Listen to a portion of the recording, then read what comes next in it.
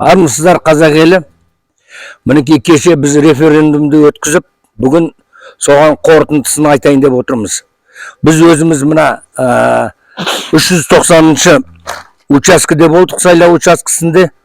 Сондағы біздің айтайын дегеніміз, сол учаскенің несі қатысушылары 2612 қатысушы болған.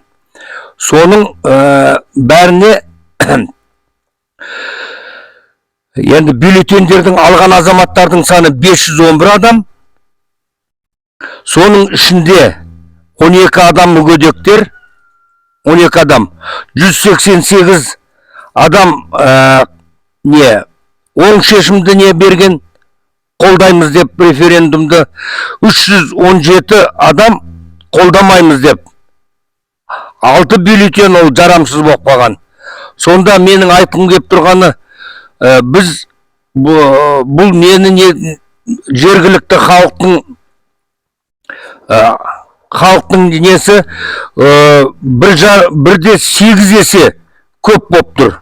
Қарсы бергендердің саны.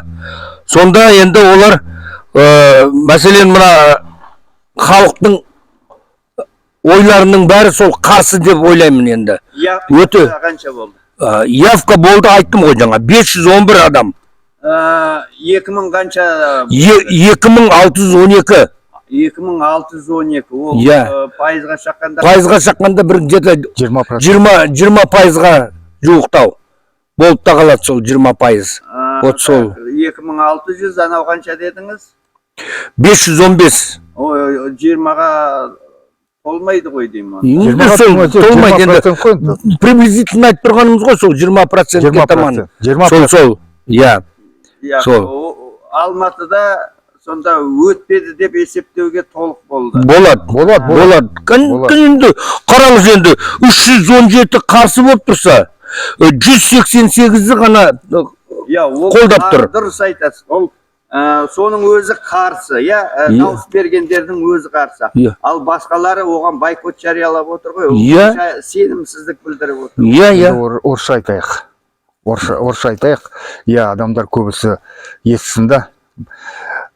Мы были на референдуме наблюдателями в школе номер 47, 390 участок. При явке, которые должны были прийти люди, 612 человек. Значит, бюллетень проголосовали 511 человек. Вот. Из них, значит, 188 человек проголосовали за, 317 человек проголосовали против. Против проголосовало больше на 1,8 раз. Это почти 2 раза больше, почти 2 раза больше проголосовали против поправок Конституции. В данное время ЦИК дает отчет о том, что они, значит, идет у них 80% проголосовало за новую Конституцию. Если посмотреть на наши конкретные данные, мы как наблюдатели говорим, это полнейший подлог, это полнейшая фальсификация данных ЦИКа. О чем это говорит? О том, что они наплевали на голос народа. О том, что они могут и доказывают, и показывают, о том, что они могут подделать любые выборы. И в данном случае, этот последний референдум, я думал, пройдут, может быть, нормально все. Но, тем не менее, руководители нашего государства, в том числе все абсолютно подчиняющие президенту, они все пошли на подлог, на вранье, на фальсификацию. Не было и нету 80% проголосовавших за новую Конституцию. Есть проголосовавшие только, можно сказать, 80% против этой новой Конституции. Про явку скажите. Явка у нас получается всего лишь около 20%. Из 2612 человек. Это получается, это, если посчитать, это 511 человек всего пришло из 2612 людей. Понимаете? А пришли на голосование всего лишь 511. Это уже говорит о чем? Это говорит о том, что в 1,5 раза люди меньше пришли на голосование. Не в 1,5. Ой, меньше это. Совсем ниже. Да. 20 же. Да, ниже 20%, да. Вот, понимаете, это. Поэтому я говорю еще раз, повторюсь. Значит, не состоялся. В любом случае. Выборы, вернее, голосование за новую конституцию, абсолютно это все подлог. Не прошло это все. Государство обратно пошло на то, чтобы подлог, воровство голосов и обман всего населения Казахстана. Народ Казахстана одни обманы. И поэтому я у них хочу спросить, где ваша честь, где ваша совесть, в конце концов? Что вы там делаете, если вы там сидите наверху и вам все это дозволено решать все вопросы за народ, что ли? Стыд вам и позор вам этой власти. Мен тағы да айтып кетейін дегенім, біз жаңағы бірінші рет емес қой осындай бақылаушы болып жүргендерімізге. Мына кешегі бақылау нелеріміз өте жақсы өтті. Жаңағы комиссияның өзі де көзқарастары біздің жақта болған сияқты. Бізге бір кедергі жасаған жоқ. Біз сол жерде тұрған жерде бәріміз барып бақылап жүрдік, тексеріп жүрдік. Қанша аяғына дейін тексеріп жүрдік. Біздің өзіміздің салыстармен келгенде бәрі тура келді. Олардың неткендері мінекей алсақ, бірінші сағат 7-тен 8-ге дейін, например, 30 адам келген. Біздің осы жасап атқан жұмыс кеше отырып, осы барлығын қадағалап отырдық, бар санапшы. Міне, таңертеңнен бері Бір сағат 6-та қанша адам келген? Қаншама адам келген, барлығын тізімін, барлығы барды бізде. Көрдіңіз ба? Біз содан кейін ең қорытындысын шығарғанда, 490 адам болды да біздің сайлау учаскесінің ішінде. Содан кейін бірақ та 12 адам мүгедек адамдар бар ғой үйлерінде. Соларды қосқанда міне 512 адам болды. Көрдіңіз ба? Таза өтті да негізі осы 390 участокте өте жақсы өтті да сайлау. Ешқандай бізге ұрыс керіс болған да жоқ. Ана мұғалімдердің ана отырған нелердің комиссияның көзқарасының өзі бір жақта болды деймін да. Бір не кедергі жасамады. Біз барып тексеріп жүрдік, нені қалай не жүр. Бәрі дозволено болды. Сол айтқымыз келгені. Онда мен қосып айтайын. Көрші болдық. Орныңызда. Мысалға, мен сіздермен қатар жаңа 47-ші мектептің 389-ші учаскеде болдым. Бізде төрайымы мектеп директоры болды. Менде де міне өзіңіз көргендей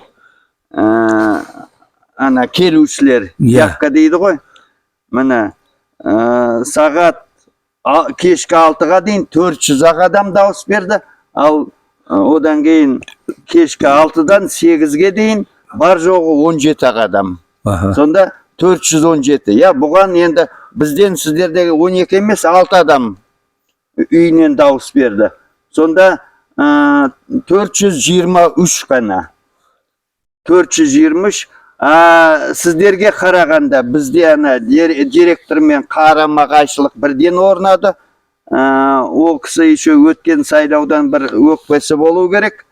Маған видеоға түсірмейсің деген өзінше талап қойды. Нелердің құқын бұзасың деп. Мен енді айттым, олар сіз ондай нені талапты үйіңізде қойыңыз. Сіз қазір жұмыстасыз, сіз тыйым сала алмайсыз деп.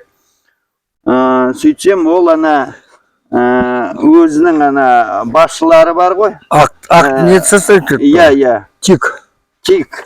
Территориалдық неде Медеу аудандықтан Усеров Нишанали Нұралиевич деген келді. Ол келді да сенің үстіңнен қылмыстық іс қозғаймыз. 150 бап баяғы ана кім еді ана Оразалы Ержанов соның несіне қасына отырғызып қоямыз деген сияқты әңгімені қозғады, бықсытты. Айттым, ол кісіге де солай айттым, сіз ана маған тыйым сала алмайсыз видео түсіруге. Мен кедергі жасап жатқан жоқпын. Біріншіден мен алыстан өзімнің отырған жерімнен түсіріп жатырмын дедім. Одан кейін мен оларға өз талапымды қойдым. Неге орындық жоқ? Біз ана тізеде отырып қағаз жазамыз ба мысалға? Иә. Неге орындық жоқ? Бұған дейін қанша нелерде болды, қылғи кішігірім орындық, ана қағаз жазғанға, немесе нені қойғанға, ана жаңағы камераны қойғанға ыңғайлы орындық стол болатын. Соны талап етіп мен арыз жаздым тоже.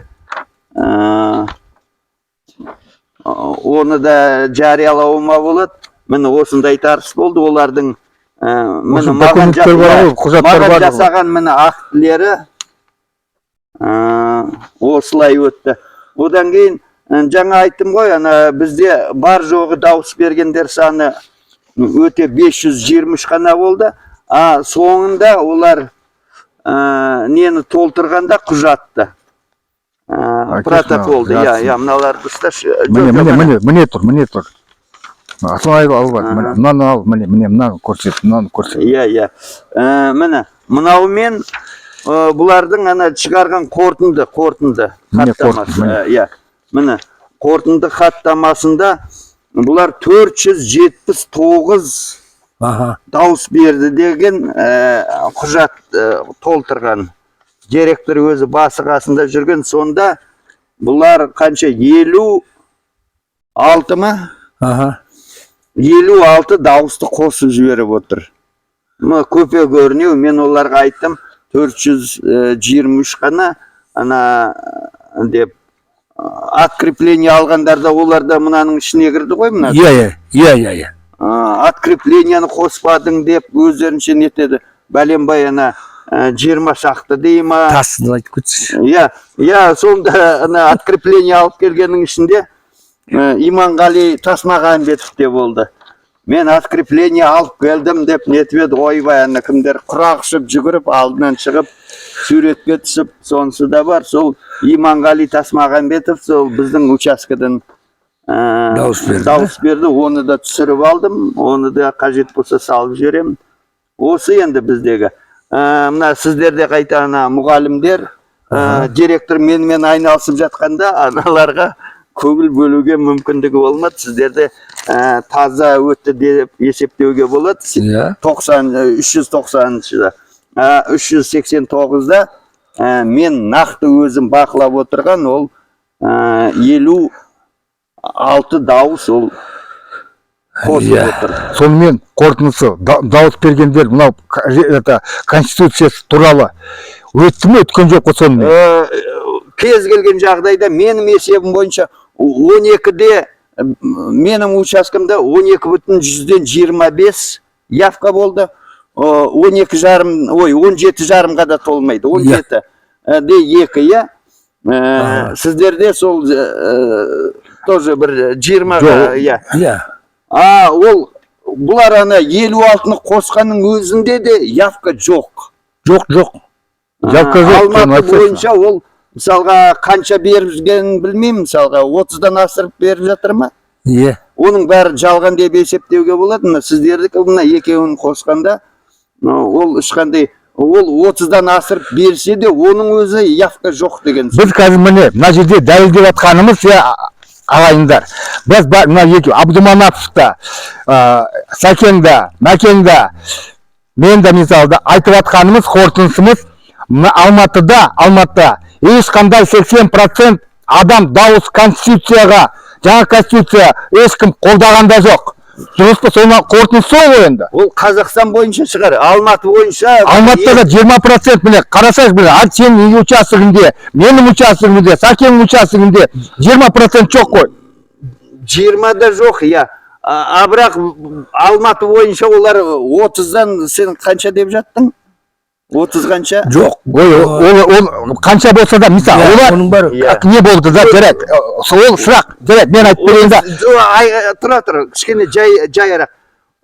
Алматыда ол 100% айтуға болады, референдум өткен жоқ. Өткен жоқ. Мынандай нелермен көрсеткіштермен. Сондай болу керек. Облыста ай дейтін әже жоқ, қой дейтін қожа жоқ. Ең болмаса біз сияқты басы қасында жүріп, оларға мынауың не дейтін мынау жүйе, қысқаша айтқанда, ұяттан да, ардан да, парасаттан да безген жүйе ғой ма қазір отырып жатқан. Соны айтсайшы енді. Пысқырықпай Сол себепте оның бәрі қолдан жалған. Осы көзімізді бақырайтып, енді біраз дауыс қосып жатқанда, ал енді біз сияқты нелер жоқ жерде, олар тегі ойынан келген 90-нан да асырып берді. Сол мәселе қорытындысы. Одан басқа мына қазір референдум, бір сөзбен айтқанда, тоқ етерін айтқанда, референдум өткен жоқ. Өткен жоқ. Болды. Болды. Рахмет.